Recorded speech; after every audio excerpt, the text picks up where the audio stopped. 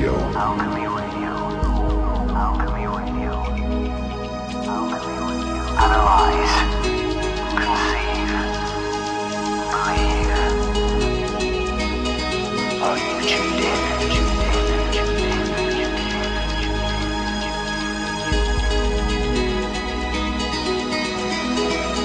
Hello and welcome to Alchemy Radio, where the only thing we ask of you is that you keep an open mind.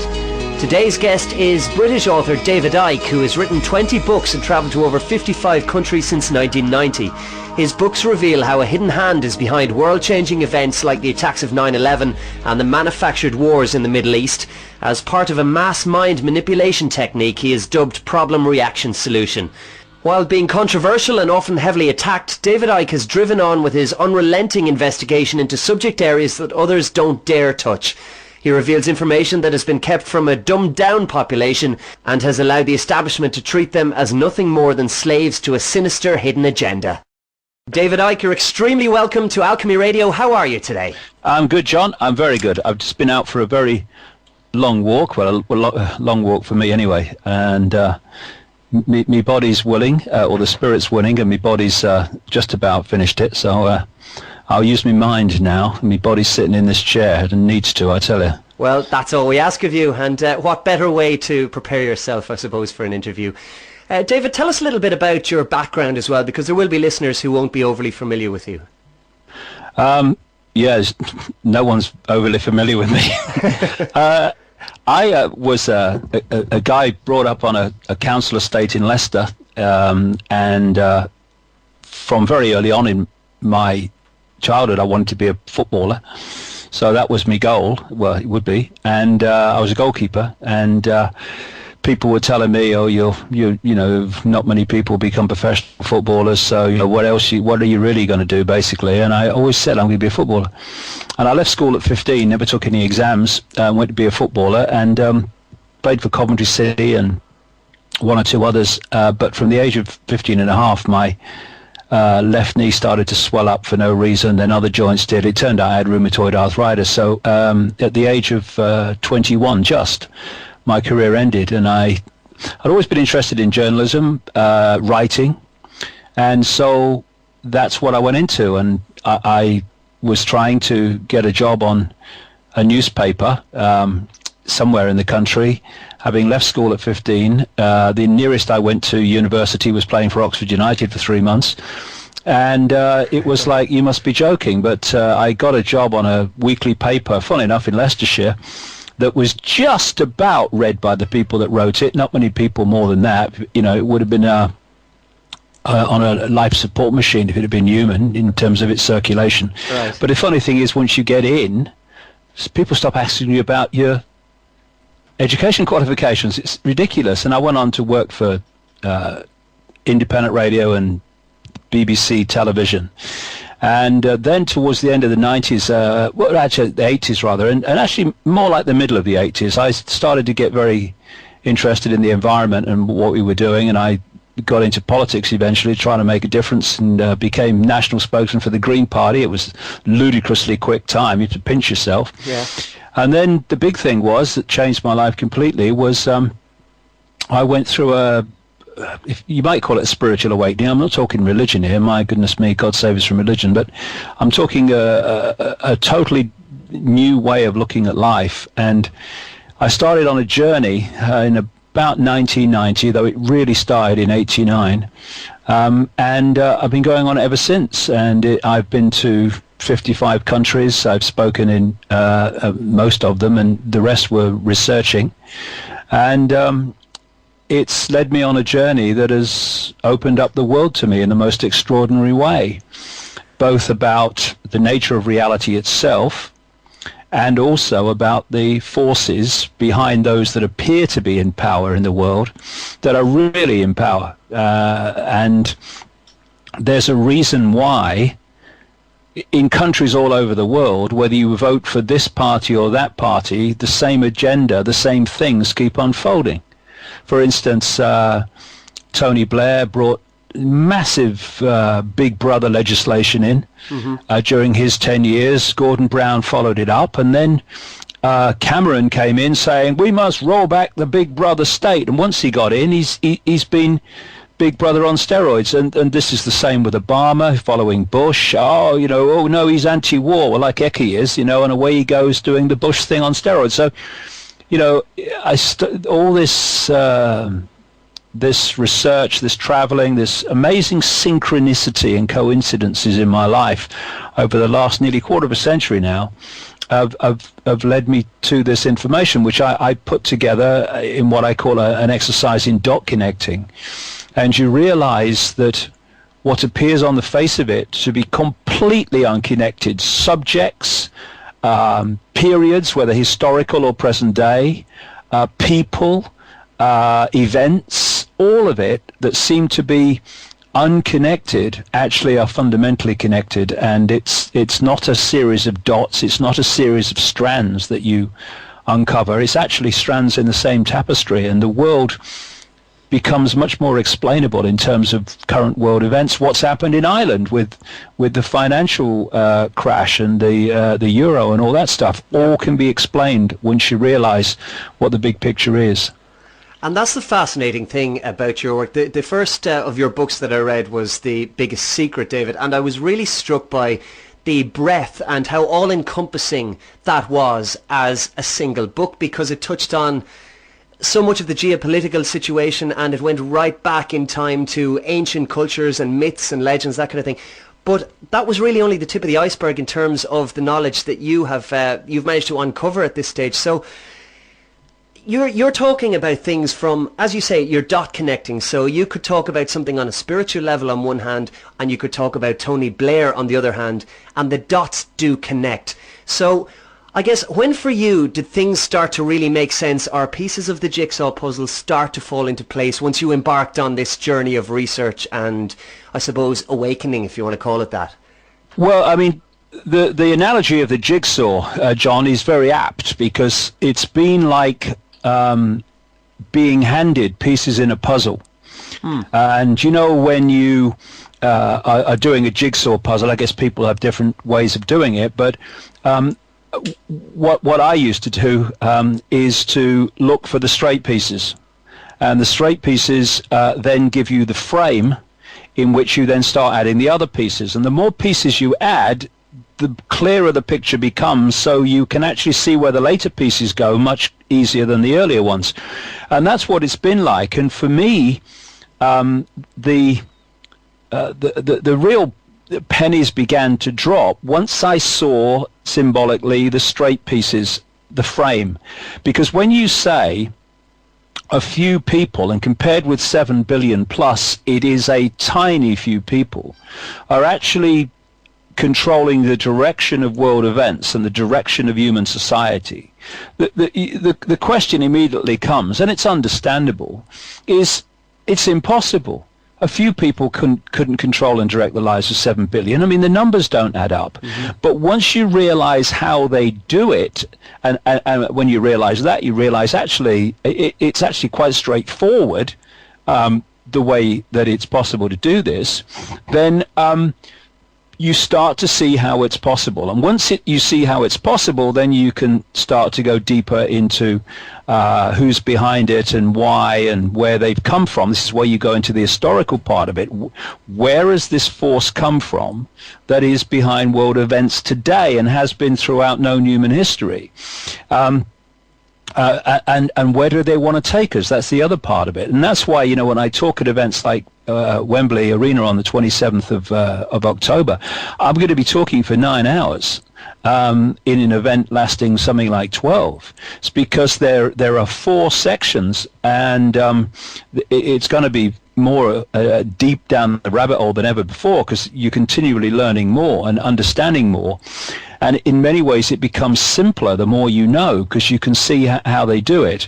And it's about the nature of reality, which is fundamental. We have to understand that, because the nature of reality, this solid world that we get indoctrinated to believe in, is not the understanding of the forces, the networks, the families that are behind this. They understand the nature of the reality that we're experiencing, which isn't solid. I mean, quantum physics has known that for a while. It's actually illusory, which means it's much more fluid and can be changed and manipulated in a much more fundamental way. And then you ask the question, well, where has this come from? Because this has not been going on for 5 years or 50 years, or even 500.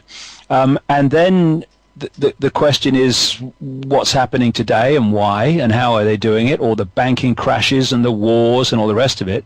And then what do we do about it? And all these things are one seamless web, if you like, but it appears when you turn on the news and you go about your daily life that everything is apart from everything else. And you think, well, why are they doing this? This is obviously going to have this bad outcome for people. I mean, why don't they do it this way? Because obviously it will be better for people if they do it this way.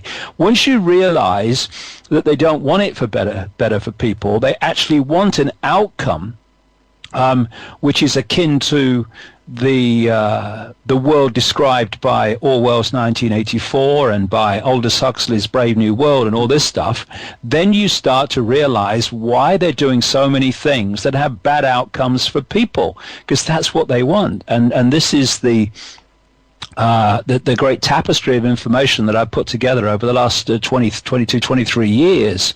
And, you know, I've done it full time. And like I said earlier, I've been to 55 countries. That's what it takes to uncover this. So what chance has anybody got of doing that when they go and, work a job for a living for their family, like 5 or more days a week, come home tired, they have their tea, they watch a bit of telly and go to bed and get up and the whole thing starts again. What chance have they got of unpicking this? None. Which is why, you know, I've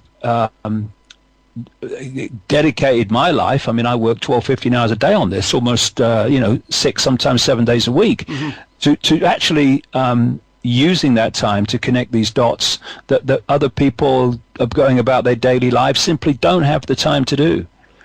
But David, let's take those people then, okay? Who I'm John, and I'm sitting in my 2 up, 2 down in Carlow, and I like watching the game on TV and maybe a bit of X Factor, and I go to work 9 to 5 because I'm lucky enough still to have a job. I know what the world is about. It's about knuckling down, and fine, we're in straitened times now, but we just got to put up with that, don't we? And I know that I've got my 5 senses and that's my reality, and you just take the lot that's presented to you. Is that not what life is about, David? Well, the foundation of the whole suppression of humanity is to sell us from cradle to grave a false self-identity. If you had 7 billion people plus who realized that their name and their job and their family history and their life story were not who they were, but what they were experiencing, and who they were was an expression of an infinite, limitless awareness that is having that experience, then trying to control, suppress, and herd 7 billion people in that level of self-awareness would be, well, it'd be a joke. Don't even start. Where you're going to start? Impossible. Yeah. So this conspiracy, fundamental bottom line, before we could go into any detail about banking scams and political scams and engineered wars, is to make this infinite awareness so programmed, so capture its point of attention and self-identity that it believes it is Ethel Jones. I work down the store. I was born in Dublin in 1948. I went to this Catholic school, and then I got myself a job, and then I got married, and I'm just little me. I'm just Joe Public. I have no power. Then if you program someone into that self-identity, then you put lots of people like that together, and you can control them. and you can manipulate them, and you can herd them, and you can direct them in the way you want them to go, and you can do it without challenge or effective challenge, because the people you're targeting have been convinced they have no power to challenge you anyway. Indeed, because they're so head down trying to survive because of the way you've orchestrated the economic system, they have not had time to lift their head and look around and go, so that's what's going on. So they don't even know you exist, never mind what you're doing. Yeah. And this is the life story of billions of people, generation after generation after generation. And I've used the key word there, survival. And you can add to survival capturing attention. Because if you can get people to wake up every day having to survive another day financially, another week financially, another month financially, if you can focus the attention of people on survival, and those that are more financially fortunate, you focus their attention on achievement, on a career, or people who are into religion, you focus their attention on a religion. What you're doing, John, is you're focusing people on dots. You're focusing on a dot, I've got to survive, and it's a very big dot these days. You're focusing people on the Christian religion, it's a dot, that's my life. You can focus people on Manchester United. Yeah. And it's a dot. You can focus people on, I want to, have this successful banking career, political career, legal career, whatever, media career. It's a dot. And when you're looking at a dot, in that focus, you lose peripheral vision. And it's in the peripheral vision where the dots connect. And if you're only focusing on one, you're not even seeing most of the others, never mind seeing they're actually expressions of the same tapestry.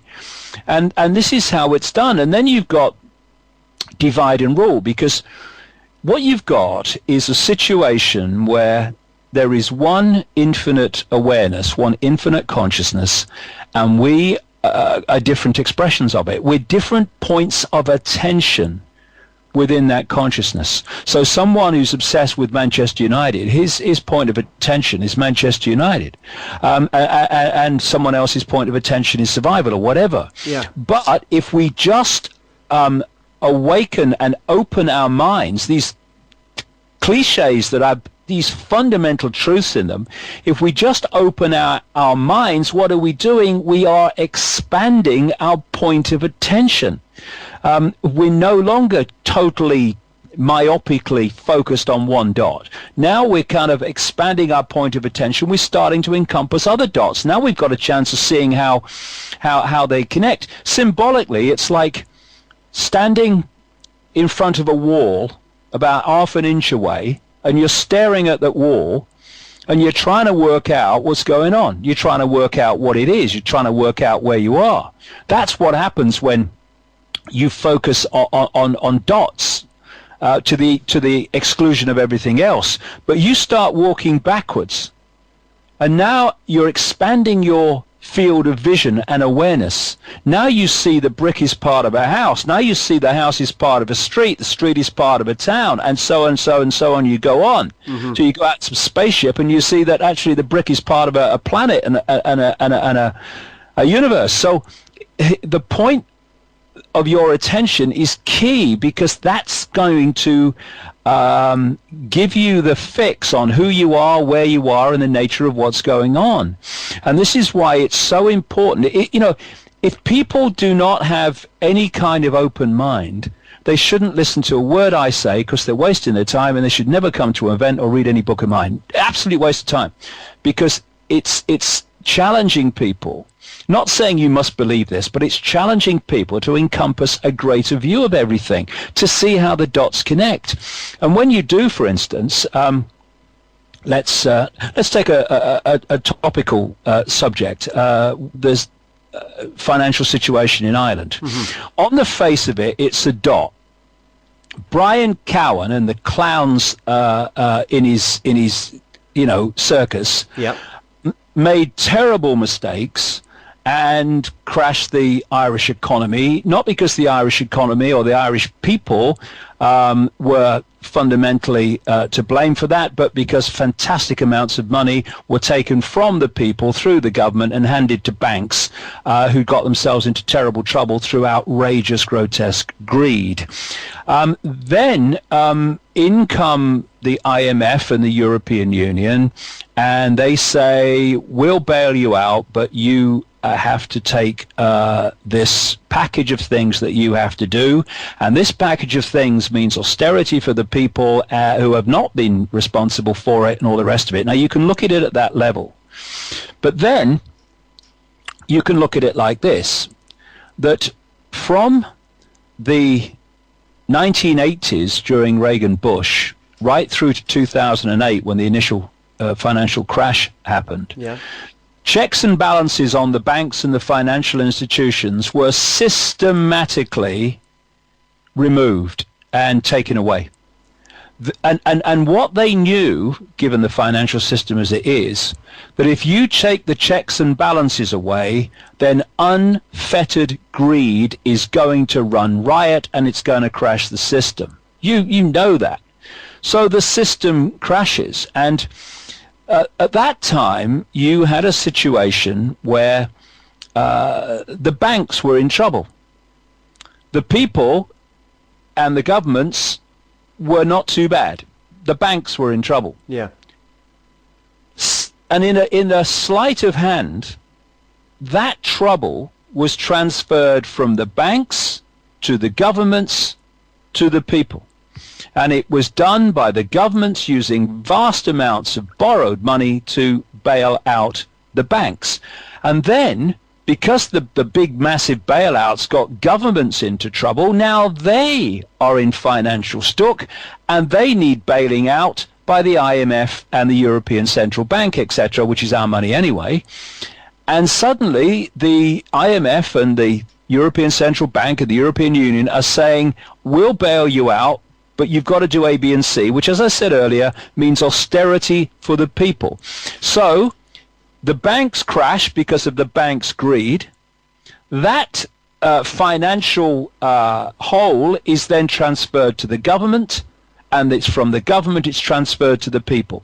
Now all over Europe, indeed all over the world, because the American economy is in terrible trouble. It's just a disaster waiting to crash. It's over there.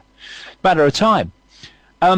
The people are losing their homes. People are losing their jobs and their livelihoods through no fault of their own. They want to go to work. They're not, saying I don't want to work, but there's no work because the economy's crashed because of the actions of the banks. But the banks are still running and paying themselves enormous bloody bonuses, most of them all over the world. It's been the biggest transfer of wealth from the richest few to the many, or from the many rather to the richest few in the whole of human history, probably.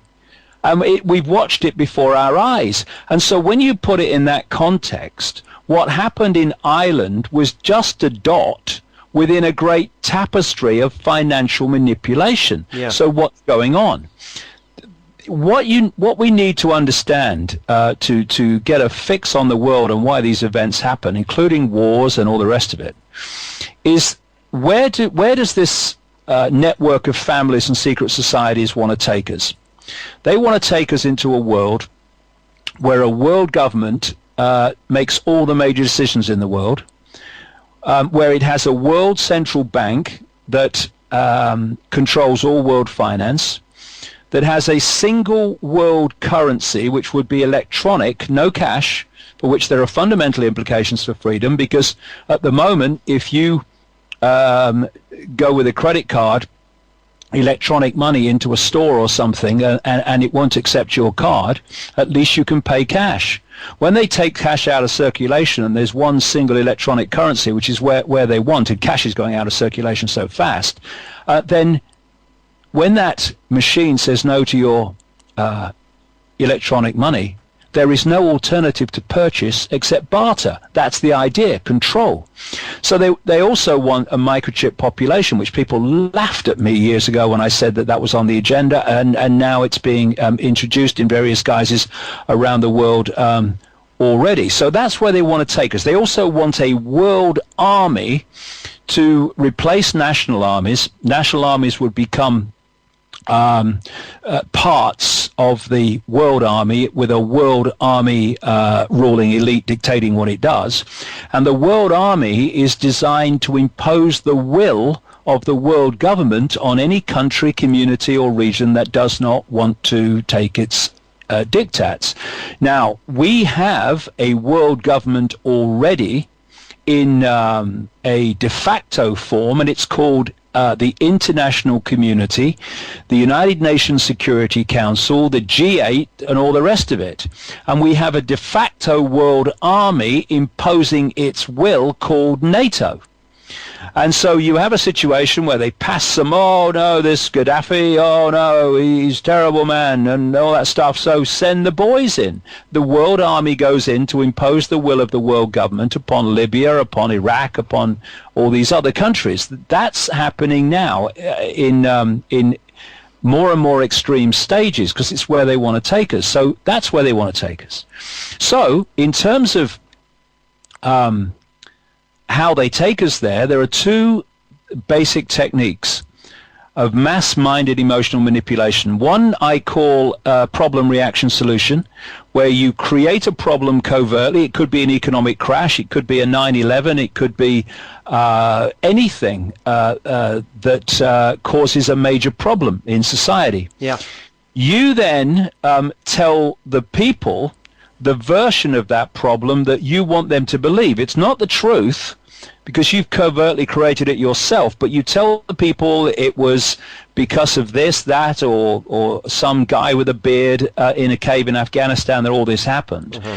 And what you're looking for at stage 2 of problem reaction solution is a reaction, a response from the public to the manufactured problem. You're looking for fear, you're looking for outrage, and you're looking for something must be done, what are they going to do about it? At which point you, who've covertly created the problem, got that reaction, then offer the solutions to the problems you have created. And the other technique is what I call the totalitarian tiptoe. I'm going to describe the European Union here. Okay. You start at stage A, and you know you're going to Z. But you know if you go from A to Z too quickly, the change is going to be so great that people are going to look up from the game shows and the football, and they're going to say, what the heck's going on? So you go from A to Z as quickly as you can, but not so quickly as to alert too many people that there's a pattern and a direction here. This is how the European Union became the centralized fascist communist dictatorship that essentially is now, a centralized bureaucracy, after starting out as it's just a free trade area, nothing to worry about, it's good for jobs, and all the rest of it. And when you look at some of the people that started the European Union, like the Frenchman Jean Monnet, who was a frontman for the House of Rothschild, they are massively involved. They are. You see their private quotes at the time, that we're talking decades ago, and you see what the game is and why we've ended up where we are now.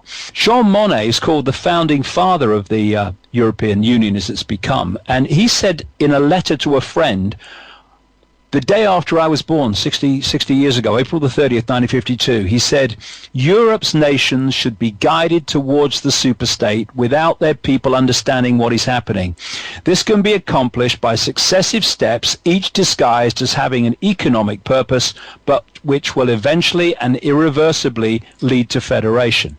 So what we've had here is a stepping stone from its just a free trade zone more and more. Oh, well, if we just centralize this, it would be more efficient, and we'll centralize. And we've now ended up with a bureaucratic dictatorship dictating to hundreds of millions of people in fine detail of their lives all over Europe.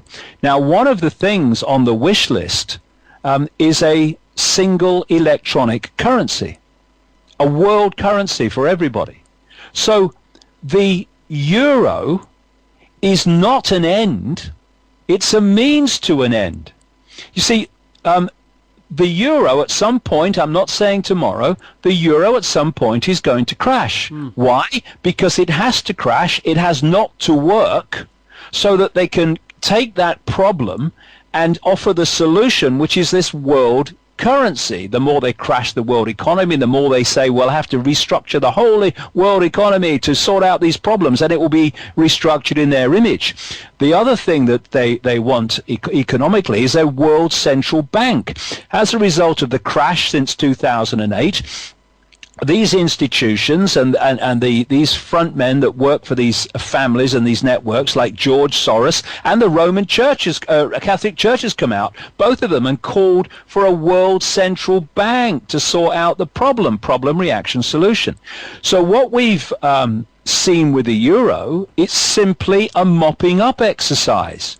In one great fell swoop on the stepping stones, the totalitarian tiptoe to the world single currency, the euro has been the stalking horse to remove the mark, the guilder, the lira, all of these things, the Irish currency, and take them out of circulation. So now we're basically, in most of Europe, down to one. That's one step from the world currency. This is how you have to see how the dots connect to realize where they're going. Now, because of this, and this relates to Ireland as well, because this European project, just one of this great tapestry of things they want to change in the world, because it is fundamental to their agenda, to the outcome they want of economic and political centralized bureaucratic tyranny, they cannot possibly take no for an answer with this little nicety like referendums where the people reject their next dose of centralization. So whenever a European country has voted against, in referendums, public referendums, against something they want in terms of more centralization of power, these people have not accepted the will of the people. They have waited a while. Are you listening, Ireland? Do you just sound familiar? They've waited a while, manipulated in the background, and then had another referendum to change the result. That's what happened in Ireland. Ireland could have stopped so much if they'd have voted against it, because at that point, the European Constitution or the European, treaties, whatever, would not have been able to go forward. So they had to have another referendum, and whether it was by absolute fraud or by changing the minds of enough people in Ireland, they got eventually what they wanted. Have you ever known them, John, to have another referendum, just checking after the people voted for what they want? No. Never happens. And then when the Dutch and the French voted massively against the so-called European Constitution, it was so massive that even they realized that how long are they going to have to wait before they could change that result? No, they weren't going to. So what did they do? They said, we're going to change the name of the Constitution to a treaty. Yeah. We're going to keep in actually 98% of what was in the Constitution, but we're going to call it a treaty. We referendum result now because they voted against Constitution, but it's not a Constitution anymore, honest. It's a treaty. And so the Lisbon Treaty went through, and Ireland voted for the Lisbon Treaty and the second referendum, and what happened? We crossed the Rubicon.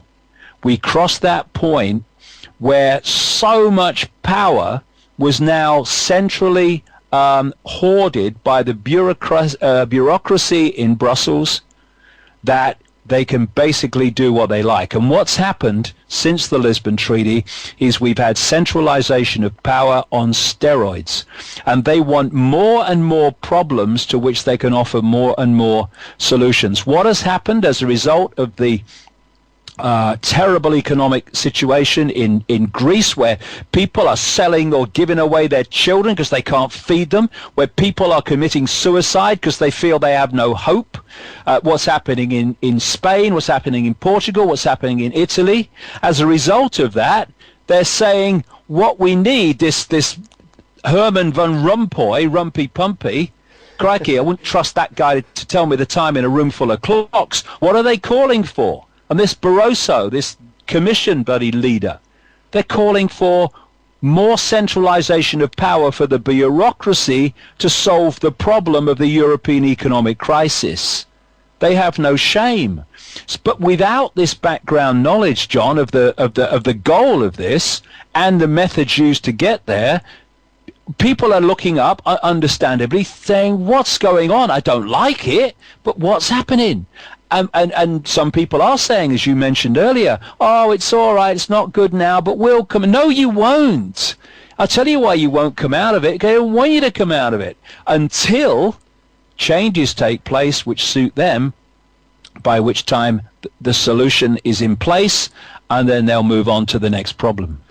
And that kind of leads me on, David. I mean, we speak about the cause and effect, but there's also another why, and I suppose it's more a who than why, because as I look at the news every day, and it doesn't matter what my source of news happens to be, there are a number of states or governments that seem to be able to act with impunity, such as the US or Britain, for that matter. There's also an elephant in the room, and to my mind that's Israel, because I can't understand how a country like Israel can, for example, get away with their nuclear policy while they'll shite from a height on Iran, for example, and they're backed all the while by the US government. So we're talking geopolitics here, but does it go beyond that, or are we talking about big business and big business only, or the power of government? Surely it goes deeper than that again, does it? Oh, very much so. And like I say, this has not been going on for 5 minutes. It might help if I explain how the whole thing came about, really, as briefly as I can. This goes back thousands of years to families that came out of the Middle East, places like ancient Sumer and Babylon, Egypt. Babylon is the land we now call Iraq, Mesopotamia. And they moved up into Rome. They became the Roman Empire, or the rulers of the Roman Empire. And they became the royal and aristocratic families of Northern Europe, and they ruled by royal and aristocratic dictatorship. There came a point where these bloodline, the divine right of kings and all that is all part of it, were facing a rebellion from people who had had enough of royal dictatorship.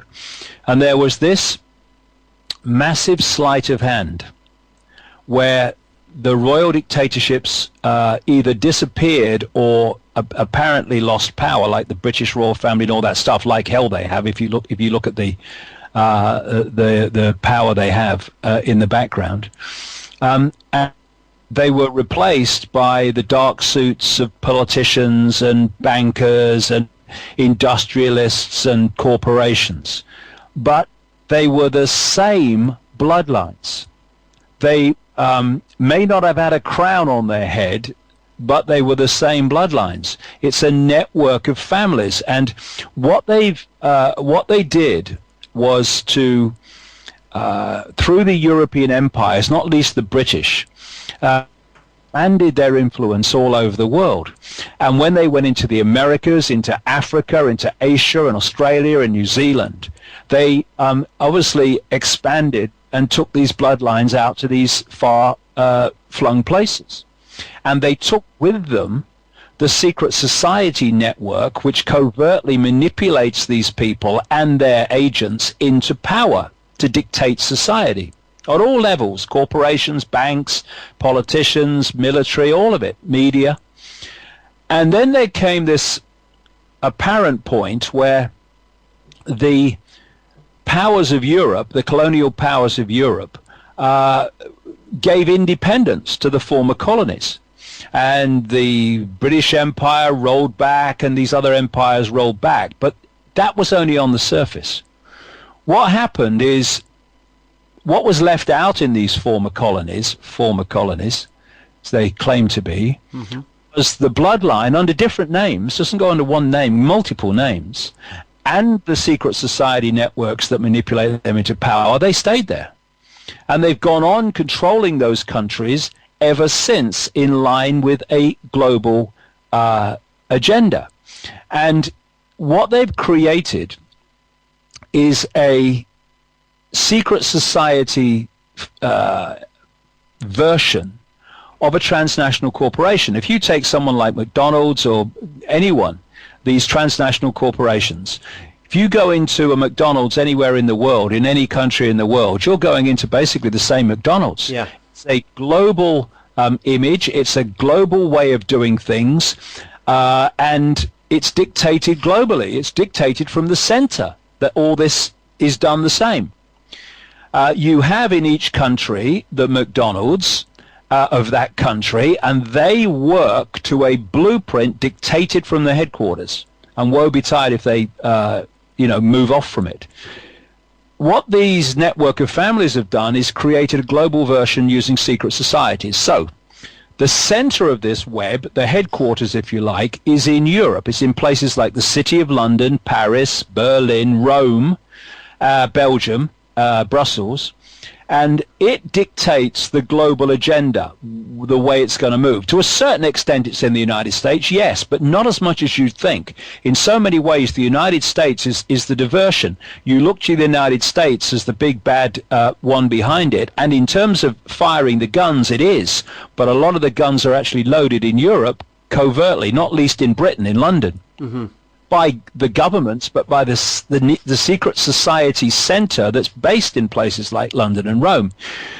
And so in each country, you have a network of families and secret societies that has the job of imposing the centrally dictated agenda upon their country in terms of banking, finance, government, media, and all these institutions that dictate society. And so the center dictates the global agenda, and each of these satellite, if you like, subsidiary networks that we call countries, those secret society networks impose the central agenda in their sphere of influence. And this is why when I travel around the world, I see the same things happening in different countries, often at the same time, using the same excuses, because it's centrally coordinated. And so you have the center of the web. And the center of the web, what I call the spider, is dominated, because these families are also a hierarchy, by families like the royal families of Europe to a large extent, but there's also the banking families like the House of Rothschild, the House of Rockefeller, etc. And the House of Rothschild comes up again and again, ancient and modern. The House of Rothschild did not create Zionism, what I call Rothschild Zionism, to keep underpinning the true creators and controllers of it. Tell us what Zionism is, David. Zionism, even in its play-out expression, is a political system. It's a political view that things should happen. But at its core, this is what people miss, it's another secret society, and a very, very important one. And so I call it Rothschild Zionism because the Rothschilds created it. The Rothschilds orchestrated the imposition on the Palestinians of the State of Israel. Some breakaway members of the Rothschild family have confirmed this and said that Israel is just the fiefdom of the Rothschilds. I mean, it's no good, people saying, oh, it's all the Jewish people, it's the Israelis. You've got 400,000 Israelis on the streets of Israel protesting about their financial plight. You've Israelis, Jewish people in Israel recently, who've actually committed suicide by setting themselves alight in protest at the economic plight of Israelis. See, this is the point.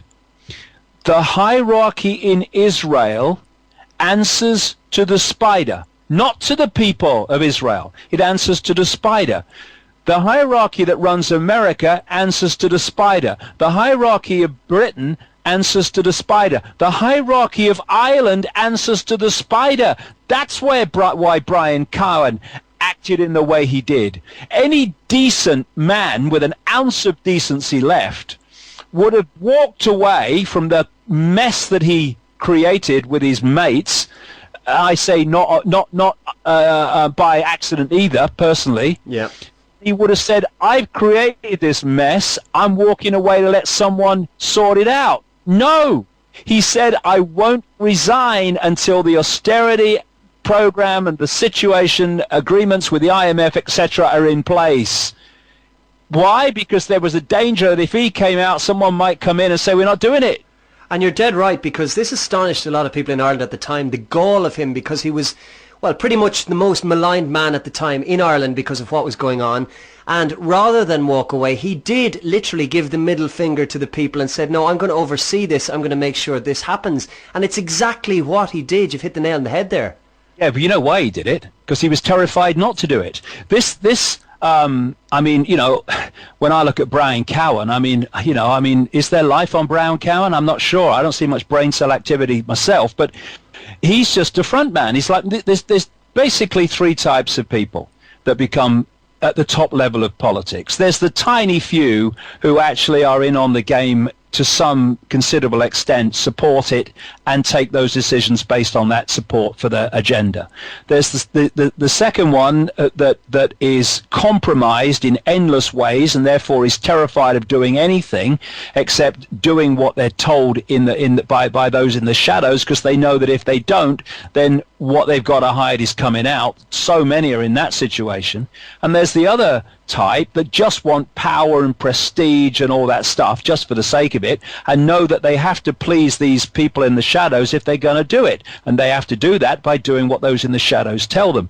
But when the referendum in Ireland, the first one, was going pear-shaped in terms of the result that the European Union hierarchy wanted, the fear on Cowen's face was there to see.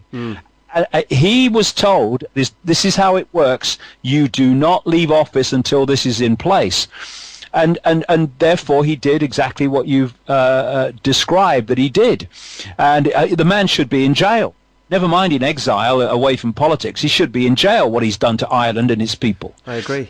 But these people, they get away with it because, of course, the people control the orchestration of the next people that come in as well. I mean, you know, the way that the Cameron government has gone out of its way to protect Tony Blair, apparently the opposition, from actually facing the consequences legally of his actions in office has been, you know, blatant. This is how it works. You know, we're supposed to have two political parties. In every now and again we might get a bit of one as an alternative, but mostly we don't have an alternative at all because they're controlled by the same force.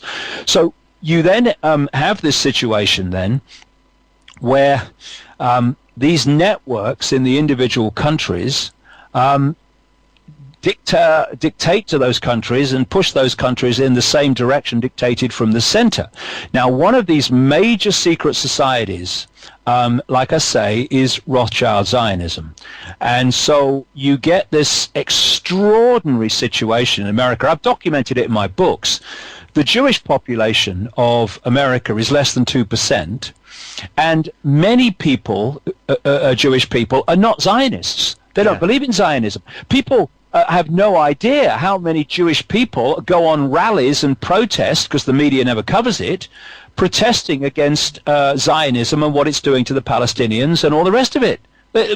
Massive rallies sometimes in places like America, but it's never reported. So people think that everyone who's Jewish must be a Zionist. It's not really true. And many of the people who are Jewish and consider themselves Zionists only do so because they don't understand what actually Zionism really is. And the number of Rothschild Zionists in positions of power in America, the Rothschild Zionists completely controlled the Bush administration through organizations like the Project for the New American Century, which was behind the invasion of Iran, of Iraq, and the invasion of Afghanistan, etc., is incredible. I mean, it's unbelievable. There have been books written about it. Like, hold on a second. Less than 2% of the population, but everywhere you seem to look, there they are. They control Hollywood, Rothschild Zionists. They control the American media. Jewish people have come out and said this. Oh, of course we do. Anyone who says we don't is talking ridiculous. Look at the names. Then you've got Rothschild Zionism controlling clearly Israel, and people like Netanyahu, and you've got them controlling Britain through Rothschild Zionists like David Cameron, etc. And the same in so many other countries around the world. So their first allegiance is not to the people. It's to Rothschild Zionism, a secret society. And by the way, there's very few things that Joe Biden, the deputy president of the United States, has said in his life, probably, that I agree with, but one thing is undeniably true. He said once, you do not have to be Jewish to be a Zionist. Some of the major Zionists in America are the Christian Zionists. People like this John Hagee and all these people that get into the pulpit, they're not Jewish. They're Christians, but they're Christian Zionists, because Zionism is not a race. It's on one level a political philosophy, and on another level deeper, it's a secret society. So when you then see, John, the bewildering, on the face of it, if you don't understand the background, fantastic amounts of money that are given by the American government to the Israeli government for weapons and other things. It obviously doesn't get to the people, or they wouldn't be, setting themselves alight in protest at the economic plight. It goes to the elite of Israel, and it comes from the elite of America. It's because it's one hand of Rothschild Zionism handing to another hand of Rothschild Zionism.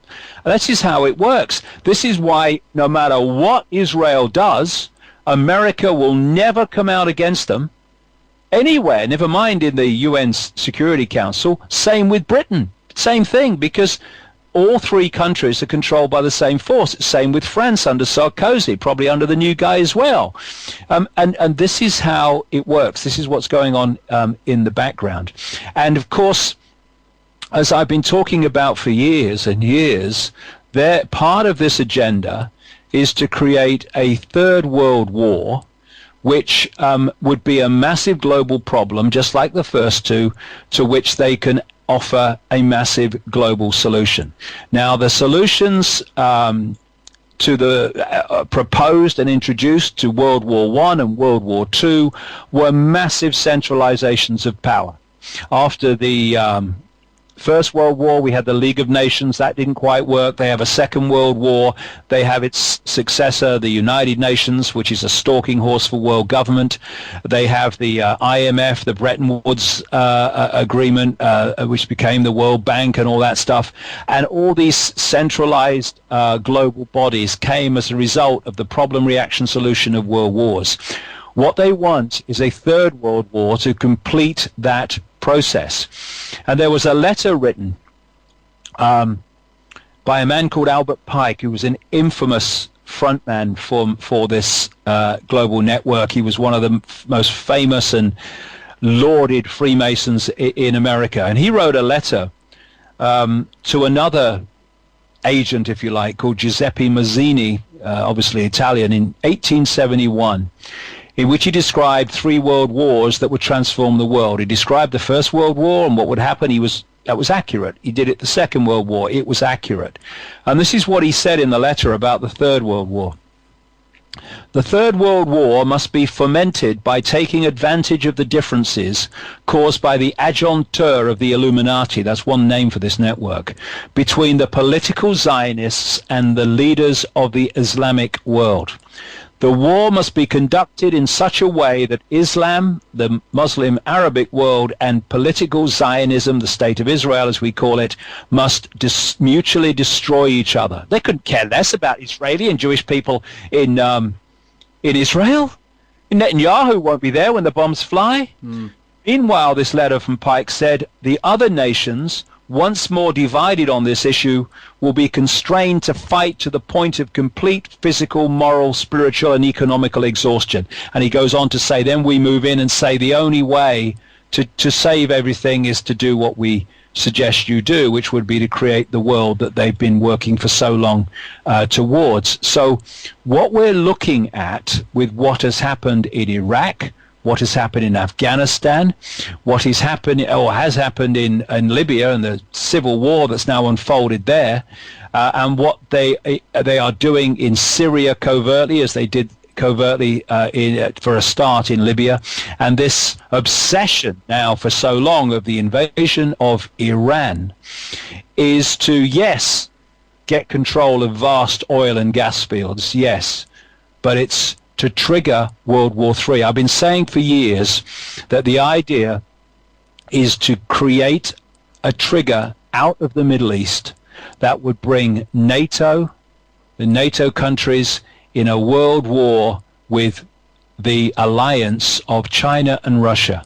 And we're now seeing this division unfolding where particularly Russia, but China to an extent too, are supporting Syria, and they're supporting Iran in this problem reaction solution, or alleged problem reaction solution of Iran and its not nuclear weapons, but plan to have them, it is claimed. Meanwhile, as you mentioned earlier, we have Israel with a vast arsenal of nuclear weapons, courtesy of the United States, who have not signed the Non-Proliferation Treaty, and there is an official policy agreement between America and Israel, which Obama said he was going to continue when he came to office, where America doesn't ask about Israel's nuclear arsenal and Israel doesn't talk about it. These are the people that are targeting Iran, that has not invaded anyone in living memory,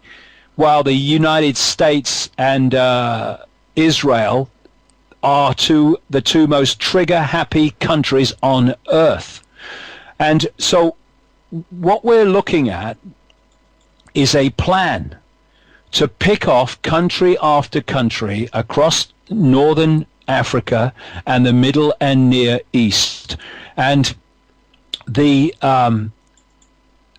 general or the military leader who was involved in NATO's attack on the former Yugoslavia, etc., a guy called General Wesley Clark, said in a television interview in America in 2007, remember that, 2007, and what's happened since then, he said that he was told immediately after 9/11 in September 2001 that a coup had been plotted by Dick Cheney, Donald Rumsfeld, Paul Wolfowitz, and what he called half a dozen other collaborators from the Project for the New American Century. And this plot included the invasion of Iraq. This was immediately after 9/11, before Iraq's even nearly mentioned. And Cheney, Rumsfeld, and Wolfowitz were all prominent members of this Project for the New American Century, which was controlled by Rothschild Zionists, people like Richard Pearl, Paul Wolfowitz, etc. And it's interesting that in September 2000, this Project for the New American Century produced a document calling for a wish list of things it wanted to happen with the incoming Bush administration that they knew was going to win, because it was going to be made to happen even if he didn't do it legitimately, as we saw in Florida, etc. Exactly. And what they said was they wanted to invade and take over countries like Libya, Syria, Iran, Iraq, etc.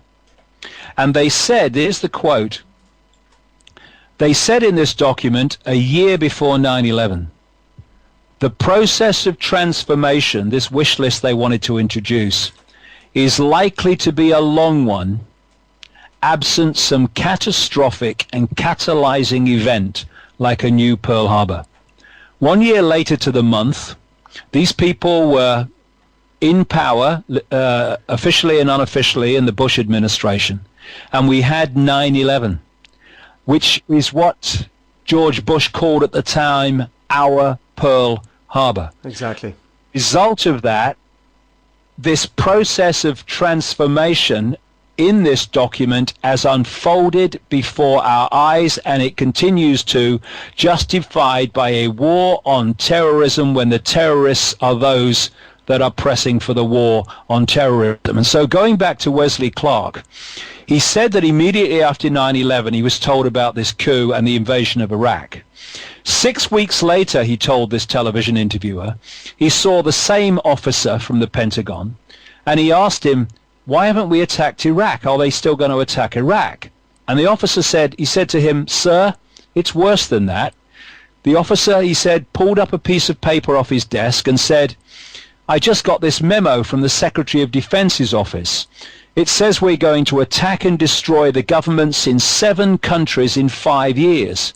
We're going to start with Iraq, and then we're going to move on to Syria, Lebanon, Libya, Somalia, Sudan, and Iran. Clark said in the interview that the aim of the plot was, quote, they wanted us to destabilize the Middle East, turn it upside down, and make it under our control. That is what we're seeing. But of course, they can't just come out and say that, so they have to find a different excuse for each country. Yeah. So what they did with Afghanistan was to say it was Taliban are not letting us have bin Laden, and bin Laden was behind it. Absolute lie, but because of that we're going in. Then, because there's another version of problem reaction solution, and that's what I call no problem reaction solution. When there's not a real problem, you just give the people the belief that there is. So we had Blair and Bush, weapons of mass destruction, they can hit British targets in 45 minutes, and all this nonsense, these lies. They knew, Clark said, we was told immediately after 9/11 they're going to invade Iraq. And Blair and Bush are saying right up to when they invaded in 2003, oh no, we're still trying to find a way out. This is why David Kelly was murdered. Exactly, yeah.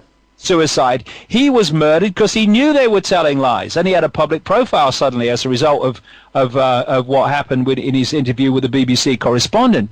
So, they have to find an excuse. The excuse was invent one. Weapons of mass destruction. They go in, they slaughter, they kill and maim in excess of 1 million civilians, and they go in and they're still there because they control the country now. And then you go to Libya. What we need Libya. What we're going to do now? So what they do is this. And they've done the same in Syria. I've put all this in my last book. Remember Who You Are. First of all, they arm, fund, and train people to go into Libya as rebels. They then get the rebels with this arsenal they're given, and it was funneled to them through Qatar. It actually came out at one point. Qatar is another state of the United States, and see, they want democracy everywhere, but they're not bothered about Qatar or Bahrain, are they? No, because they do what they've been told. And so they then get these rebels, alleged, made up, to start attacking government targets. At this point, the media are saying nothing about this. The Libyan authorities, and I'm not, saying, Gaddafi's, an angelic being. No, but would people rather live in the Libya before or now? No question, given what's happening in Libya. It's horrific. And when the Libyan government troops reacted to these attacks, that's when the media came in. Oh, Gaddafi's killing his own people. And so we had this, what was it? Resolution 1973 at the UN Security Council. That's right. That was just a no-fly zone and all that stuff. There was nothing in it about pepper bombing whole cities of civilians, but NATO go in, the de facto world army, and they splatter the place. Then, well, if it worked once, it will work again. We're going to do the same in Syria. And that's why it's been well documented. People that were Libyan rebels then moved to Syria, and now they're Syrian rebels. And they're doing the same thing. They start killing government troops and attacking government targets. Nothing said. Stum quiet. Then the government respond. Assad's killing his own people, and off we go again. Mark II. Now they have to find a way of attacking Iran, and Iran have attacked no one in living memory. So how do we do this? Well, haven't they got a nuclear power? We'll say it, they're building nuclear weapons, and so that's the excuse they're using. But because of what's gone before, especially Iraq, people are not buying it to the same extent, and they're finding it more difficult. There's no question in my mind that their agenda's timescale meant there would be in Iraq by now. In Iran by now, but they're not, because the aftermath of what happened in Iraq, etc., has meant they've got more skepticism to deal with. But this is what's happening, and what they want is the Syrian situation to roll over into Lebanon, so that they can do that, and then roll over into Jordan, and they've got the set. And what they're now trying to do is connect Iran to both Lebanon and Syria, so that they can say we need to attack Iran also, because they are supporting these government attacks on their own people in these countries, because they're going to start claiming that against Lebanon at some point. So this is how it all fits together. But that's what I've been talking about here, is only one small aspect, massive as it is for the people involved in the implications of a vast global plan. And that's why, at the Wembley event, I'm going to be talking for 9 hours. That's why my books are kind of massive, some of them, 355,000 words. Mm-hmm. It's because you need that to connect all these apparently unconnectable or unconnecting dots, which are fundamentally connected. And there's so much more we could talk about, David, but I mean, as you say, we don't have 9 hours now, obviously. But tell us a little bit about Remember Who You Are, because your latest book touches on not just the geopolitical situation, which we've spoken about for quite some time now, but it touches on the spiritual side of things. And I suppose the rabbit hole goes deeper and deeper again, because it ties in aspects such, and this will be foreign to many, many listeners, such as the Saturn Moon Matrix and what's really going on outside of, I suppose, our conscious. And it talks about the subconscious and goes into quite a lot of universal concepts as opposed to our five-sense reality. Yeah, well, five-sense reality is the prison. It's by a self-identity of purely the five-sense self that people think they're Ethel that works at the store. I have no power. But if people realized who they really are, the body, I call it a biological computer. Increasingly, there are some scientists who are going down that road too. And I left school at 15 to go and play football. You can educate yourself, and you can uncover these things yourself. You do not need, in fact, one of the worst things that can happen is a long period in the education system, because we can all program from its version of everything. But I call it a biological computer, and I call it body-mind. And body-mind is basically the five senses and a little bit beyond them. And our lower emotions, all surrounding fear and all the emotions that come from them. All the hatred, all the conflict comes within this body-computer reality overwhelmingly. But what we are infinite awareness, having that experience.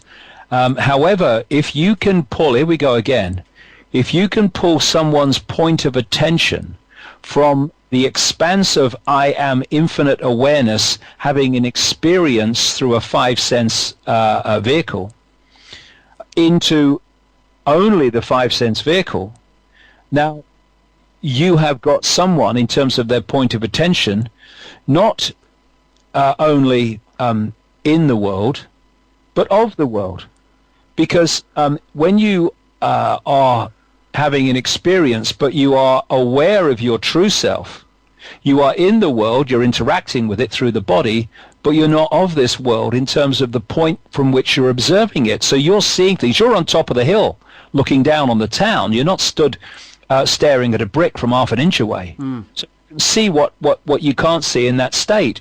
And the whole system, John, is, including the education system, science, and all these other institutions, they are designed to pull our point of attention into the five senses, and the five senses overwhelmingly alone.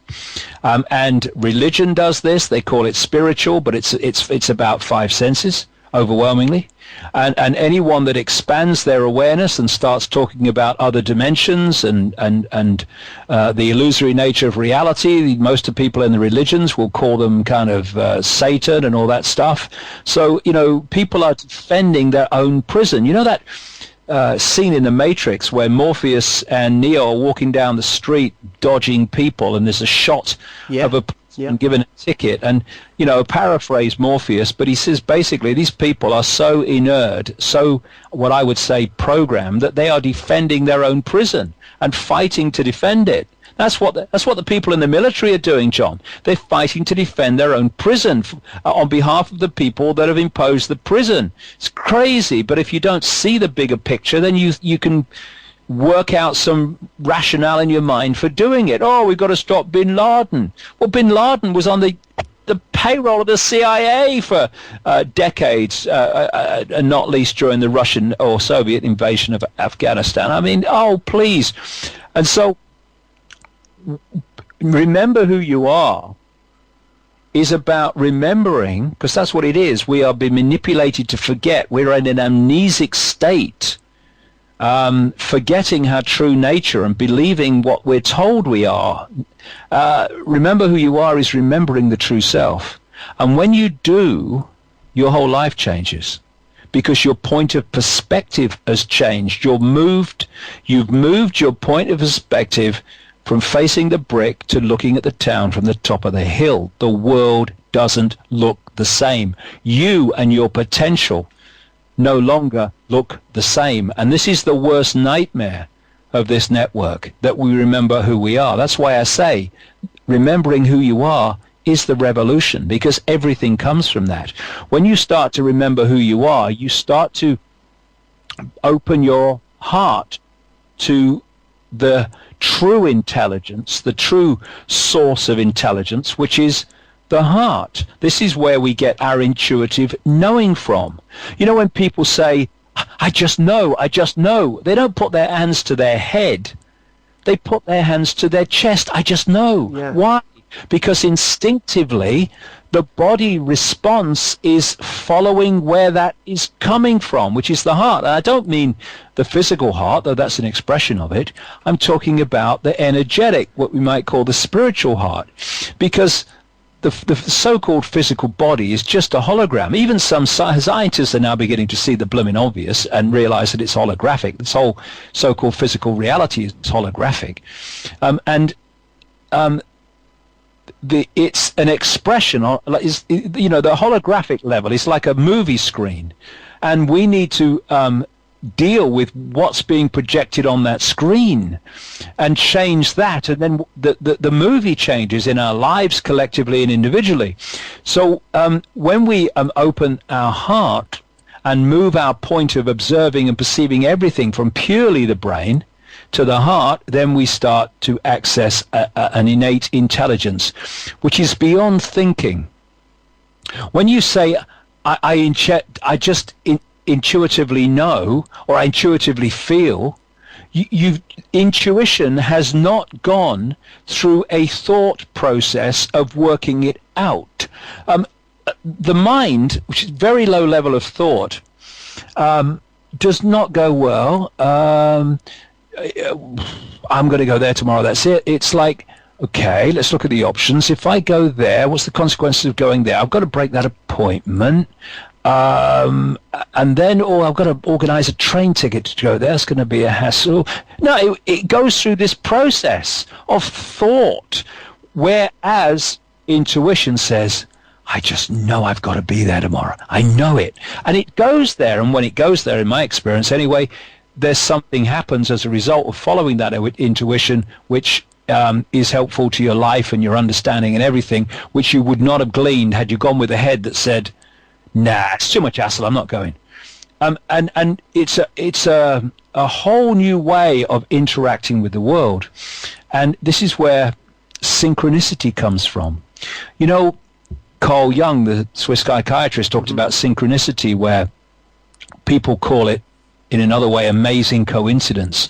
You'll never guess, mate, who was there when I got there. You'll never guess, just as I got there, this happened. It was unbelievable. That's synchronicity. And synchronicity goes into overdrive when we get the head out of the way, not completely, but we put it in its place and we go with our intuition.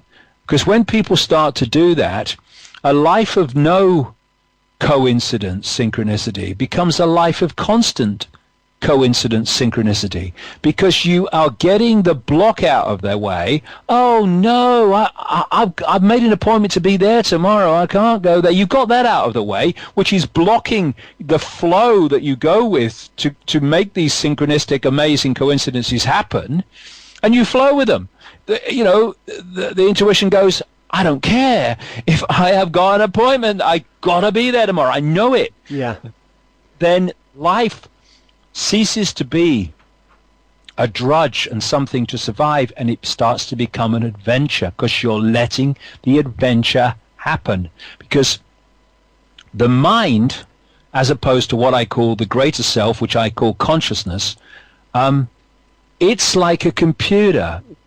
It likes everything in its place. It don't like things to change much. Oh, we always have fish on Friday. Why? Well, we've always had fish on Friday. We'll have it on a Thursday, mate. You just give yourself a chance to break out of it. That is what stops synchronicity happening in your life. But when you get that out the way and you go with your heart, your knowing, then your life starts to change. That is what they are terrified of. They are terrified of mavericks. And who are mavericks? Mavericks are people that go with their heart, and they don't know what they're going to do next, never mind anybody else. And these families that are behind this are incredibly robotic. They're incredibly computer-like and software-like.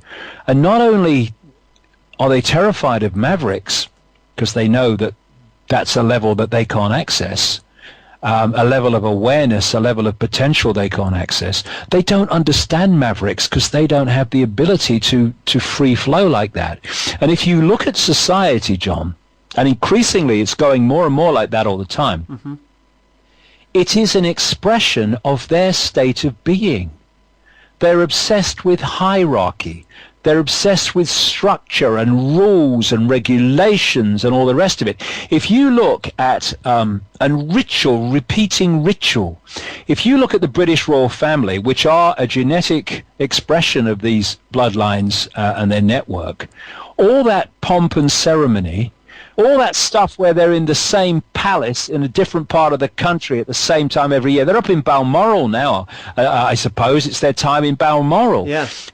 And now we're having the changing of the guard at this time. Oh, no, not that time, this time. And all this ritual that goes on in royal weddings and all this stuff, that is absolute classic expressions of their mentality, where everything has to run like clockwork and everything has to be structured and everything's hierarchical. You know this thing where after the Queen's Jubilee, Diamond Jubilee, the Queen announced that William's wife, Kate Middleton, now has to curtsy to the daughters of Prince Andrew because the Queen has just realigned the order of hierarchy. So you curtsy at her, and he bows at you, and all that stuff. That's classic.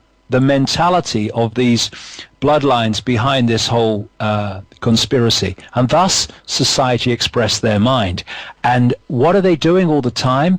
Through things like political correctness, which is absolutely their creation, through an organization called the Frankfurt School that came out of the Rothschilds, the Rothschild dynasts in Frankfurt, and then moved to eventually California, from where, of course, political correctness overwhelmingly came out of.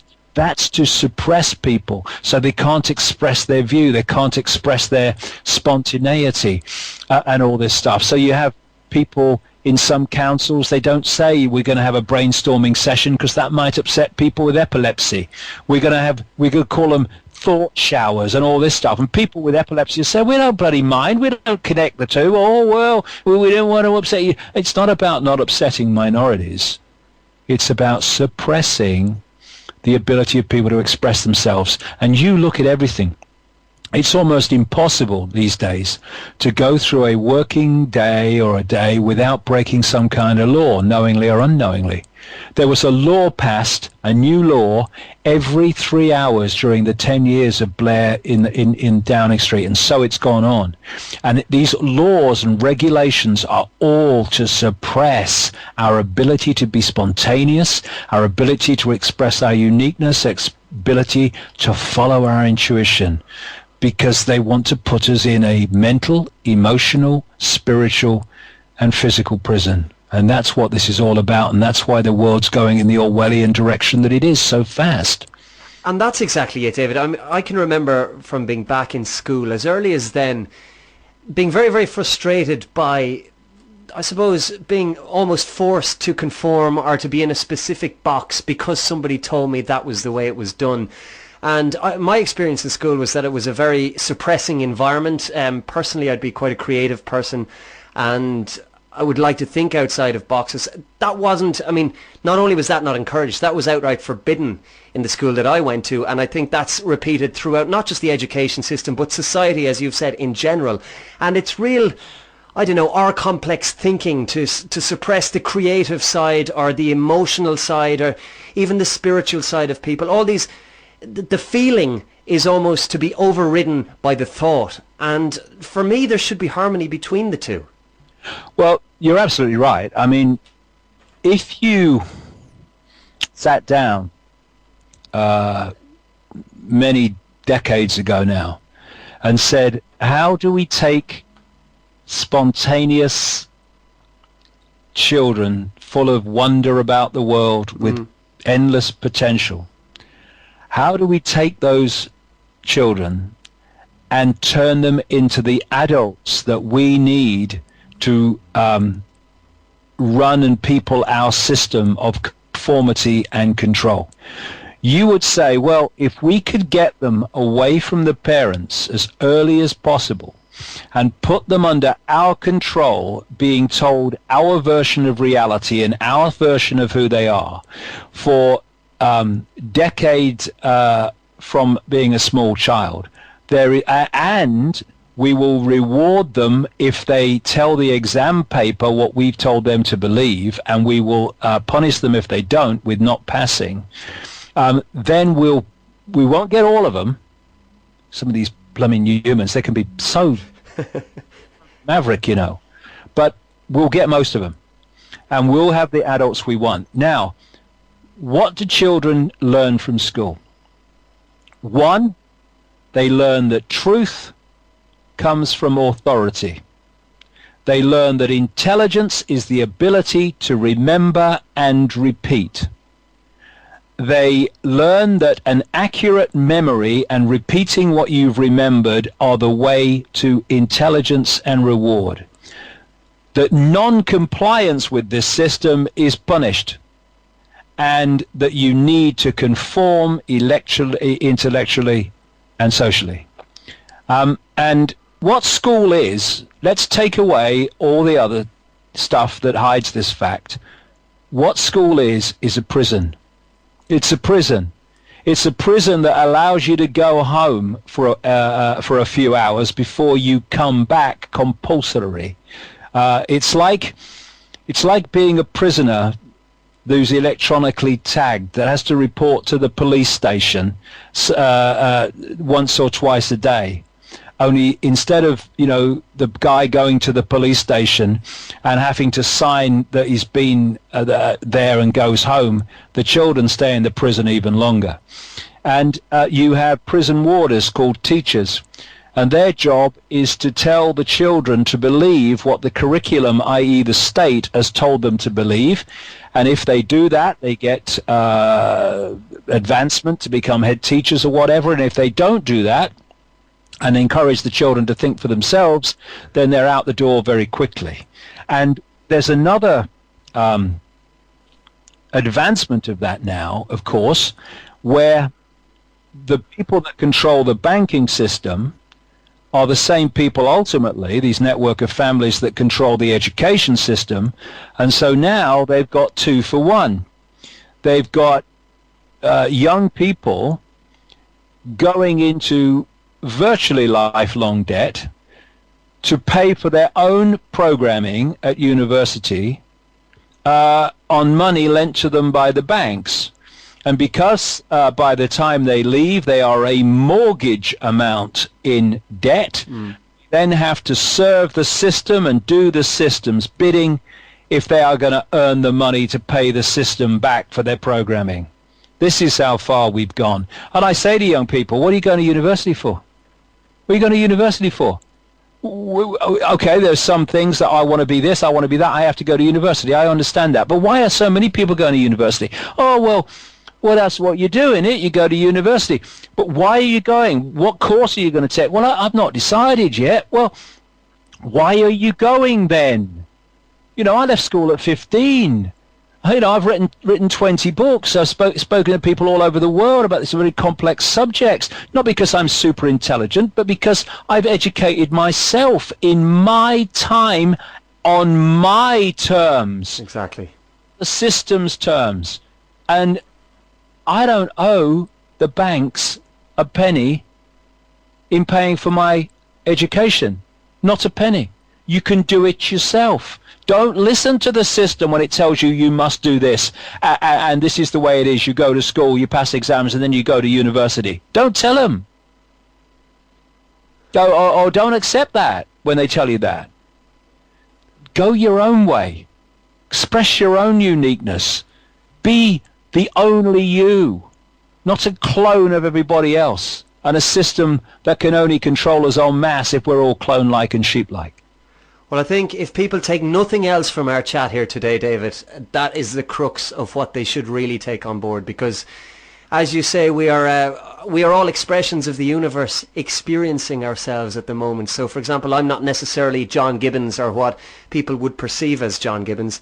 I'm just the universe, I suppose, experiencing some time as the entity known as John Gibbons. And I think we lose sight of what it is we truly are and what we can be. And that ties in with the title of your book, Remember Who You Are, because when I began my own journey not so long ago, maybe 3 or 4 years ago, I was a completely different person to the person I am now, and nobody else made me who I am now. I did it myself, and will continue to do so as long as I'm experiencing this journey, I suppose. So I think your words are poignant, and there'll be a lot of people out there who will want more. So tell us first off about the current book, and then tell us about Wembley. Well, Remember Who You Are is about that. Who are we? Where are we? What is the nature of reality? But there is a heck of a lot, because I'm a docu-nectar explaining all the subjects we've talked about today, and a lot more in terms of the current events that people are experiencing and the background to world events. What I wanted to do, John, with Wembley, and we took a big financial gamble with it, big, we can't mess around anymore. We've got to go for it. This thing's moving fast. Yeah. Was to give people the opportunity to gather in large numbers, many thousands. We've got 5,500 seats, to make a statement that something's happening here. something's changing. People are starting to look at life in a different way, and they're even going to listen to that nutter and what's going on, and also to say we're not having it anymore. We're not having this suppression and this manipulation anymore. And also, you know, when you get together thousands of people together with open minds, I can tell you from doing it all over the world, the energy that's generated is absolutely fantastic. Yeah. And that doesn't go nowhere, it goes out. You know, I mean, when you put something into the energy field, it can affect large numbers of people who pick that up. I mean, people think that there is empty space between us, but that's only from the 5 sense level of perception, what we call visible light, which is a tiny, tiny band of frequency, which is the only frequency band that we can see with our eyes or decode with our eyes. But actually, if you go deeper into the energy field, there is an energetic sea, a universal field that is connecting all of us. And at that level, this energy that's created at this event goes out at that level into the electromagnetic field, into the ether, or whatever you want to call it. And it changes the nature of the sea, because the conspiracy is about controlling that sea of energy, which they know exists, and they're working it all the time. They want to fill that sea with low vibrational human emotion, fear, anger, hatred, conflict. Because if you know, it's a simple question: how do you affect all the fish at the same time? You affect the sea, and then you affect all the fish because they're swimming in it. Well, we're moving around all the time in this energetic sea, this electromagnetic field, and what some people call the ether beyond it. And therefore, the nature of that sea impacts upon us. You know, when you go into a house where there's been an enormous amount of negative things, maybe murders and all the rest of it, you go in there and people go, "Oh, I don't like this. It's horrible. I want to leave here. Oh, I don't like it." What they're doing is picking up the quote atmosphere. And what is the atmosphere? It is the thought, the mental and emotional energy in the energetic field where they are. When you go to a football match and there's a big crowd, people say, "Oh, the hairs on my neck stood up." Well, what is that? That's generated by an electromagnetic field, which is generated by the excitement of the crowd. And it's in this electromagnetic level and beyond energetically that this whole conspiracy is orchestrated. What we see is just the movie screen of that orchestration, that energetic level. And so when we go on protests with anger and hatred about those we're protesting against, understandable as that is in places like Greece, we are actually adding to the field of low vibrational, distorted emotion that we want to fill the energy field with. And again, when you open your heart, you stop doing that. It doesn't mean you run away and you don't stand up. You stand up more, because one thing that the heart doesn't have is fear. Heart will always do what it knows to be right, not what it thinks is right for it in the moment. The brain does that. And therefore, an event like Wembley can have an enormous impact, even on the global energy field. And I'm not kidding, because the Earth is interpenetrated and circled with a vast network of energetic force lines. Some people call them ley lines. Other people call them meridian lines. The Chinese call them dragon lines, etc. And where a lot of these lines cross, a massive vortex is thrown up of energy, which if you can impact upon that vortex, that change goes out down the lines through which the energy is spinning from the vortex, and impacts upon the energy field of the Earth in general, therefore the sea we're living in. And London is a major center of this global grid. That's a key, and so is Rome, and that's why these families build their main centers on these earth energetic major points. This is why the Olympics was in London at this time, following on from the Diamond Jubilee of the Queen, when there was lots of ritual and massive crowds in London and all the rest of it. And the opening and closing ceremonies, won't go into them now, it's a program in itself, but they were orchestrated to play the energy. For instance, I'm talking about focuses of attention. At the point where that Olympic flame came together in that very unique way that it did at the end of the closing ceremony, billions of people worldwide, not just the 80,000 in the stadium, billions of people worldwide were focused upon that flame. And there's a very true line that goes, energy flows where attention goes. When you can have somebody, I was doing a radio interview the other day, and the host was talking about the fact that he felt someone's was looking at him. He says, I felt like the eyes in the ear, stuck in my back. He said, and I turned round and there was someone staring at me. Well, obviously it wasn't the eyes of the person that he was feeling. It was the person's focus of attention, which takes an energetic form, and thus you feel it within your energetic field. It comes through to the conscious, if you like, senses, and you think someone's looking at me, and you turn around. This is where so much of this so-called paranormal and all this other stuff comes from. It comes from information entering at the electromagnetic level and coming through to the conscious mind, and you think, well, where did that come from? It came out of nowhere. It didn't. It came into the conscious mind from the electromagnetic level. And I think it could even be argued, David, that there is no such thing as paranormal. There's just what we are aware of and what we're not aware of, because everybody experiences these things, which means they're normal to me. The paranormal, John, as it's called, takes us into those levels that awaken us.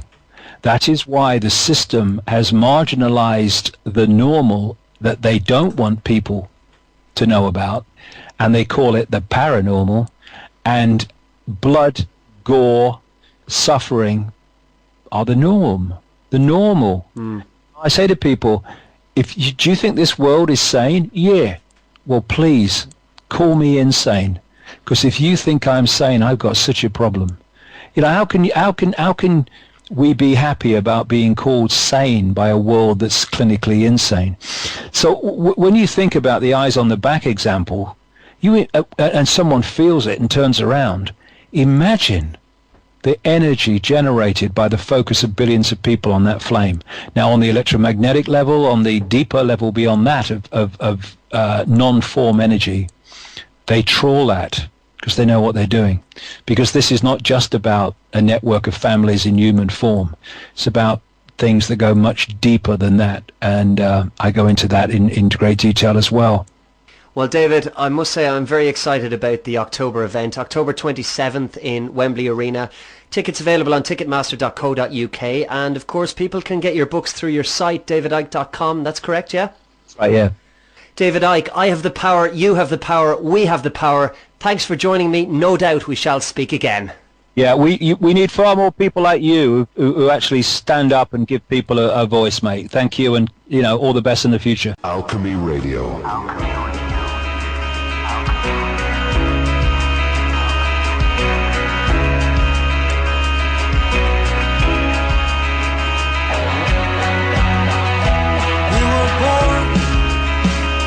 To the floor, we won't be downtrodden anymore. Learn to roll, one true self, a settled score. Run with all my